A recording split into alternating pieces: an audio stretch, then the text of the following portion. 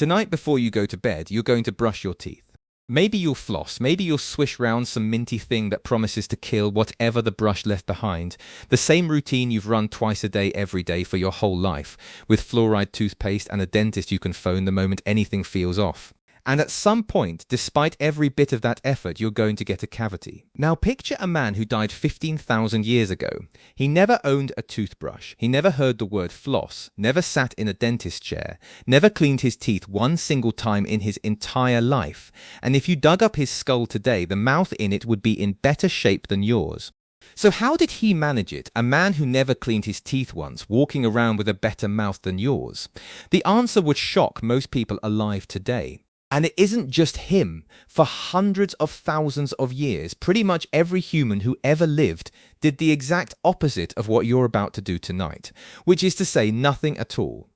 No brushing, no paste, no floss, no dentist, not once, across the whole run of our species before we started farming. And we've got their skulls, thousands of them, dug out of caves and old graves all over the world to prove it. You'd expect those mouths to be a horror show, rotted stumps, black holes, gaps where the teeth gave up and dropped out. But they're the opposite of that. Tooth for tooth, the average forager had fewer cavities than you do, and the people who spend their whole careers staring at ancient jaws will tell you the same thing over and over. These were not bad teeth. Worn down, sure, and used hard, but clean. And here's what catches almost everyone off guard. It was never really about what they did to their teeth at all. It was about what they never put in their mouths. To see why, you have to know what a cavity actually is, because most people have the wrong picture entirely.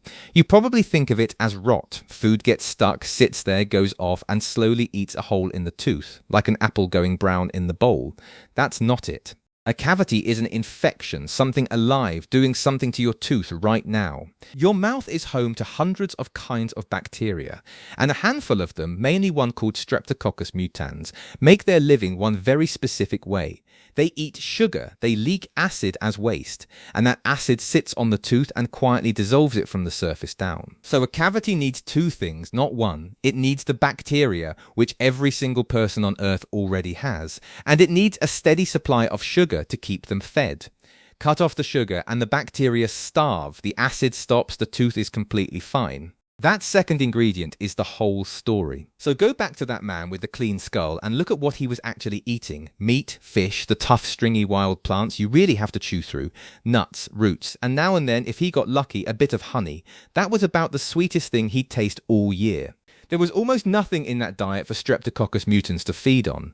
The bacteria were right there in his mouth, same as they're in yours. He'd just locked the cupboard and lost the key. So he never needed to brush. The cleaning sort of took care of itself. Chewing tough food all day scrapes the teeth as you go, and with no steady drip of sugar, those acid attacks barely happened.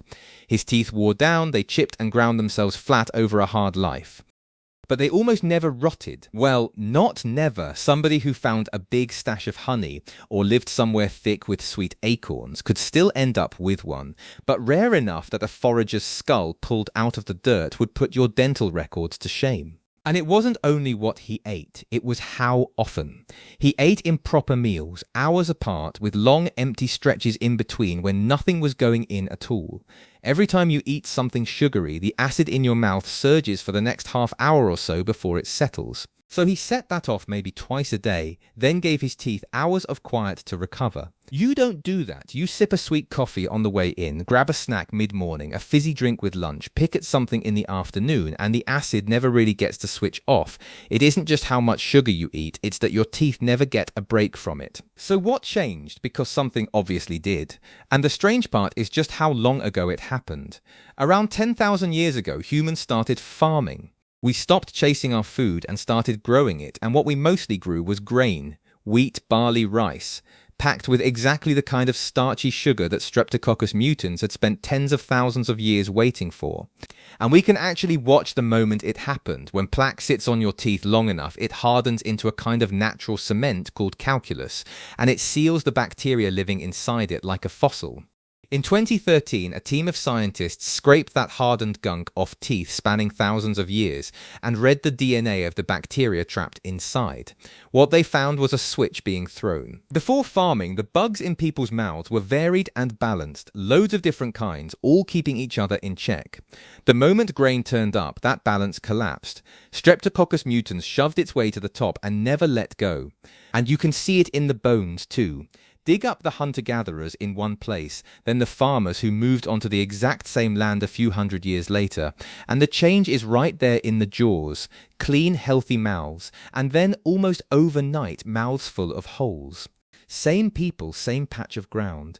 The cavities turn up the moment the grain does. The exact mix of bacteria in your mouth right now, the one that gives you cavities, was born the day your ancestors planted their first field, which means your dental problems are 10,000 years old. They didn't start with sweets, they started with bread. And then a lot later and a lot closer to now, it got worse all over again. For most of history, real refined sugar, the sweet white stuff, was rare and expensive, the kind of luxury only the very rich could afford to eat by the spoonful, which meant, oddly enough, that the rich rotted first. Queen Elizabeth I loved sugar so much that her teeth turned black, and a visitor over from Germany wrote it down, blaming the black teeth on all the sugar the English seemed to eat. For a while there, black teeth were almost something to show off. They meant you were rich enough to wreck your own mouth. And then sugar got cheap. Over a couple of hundred years, the plantations and the factories drove the price down until just about anybody could buy it, and we put it into everything, not just the obvious sweets, but the bread, the sauces, the drinks, all of it. The rot that used to belong to queens quietly became normal for everyone. These days, the average person gets through something like 20 teaspoons of added sugar a day, most of it hidden inside food that doesn't even taste sweet. Your forager ancestor might have matched that in a good month, if he was lucky enough to find a beehive. So look at where all of that leaves your toothbrush. A cavity is an infection that needs sugar to grow. The forager never fed it, so his teeth were fine entirely on their own. Farming woke the bacteria up. Cheap sugar let them run wild, and then right at the very end of that whole story, thousands of years too late, somebody finally invented the toothbrush. It was never really the thing protecting your teeth. It's the thing we built to fight a fire we'd already started.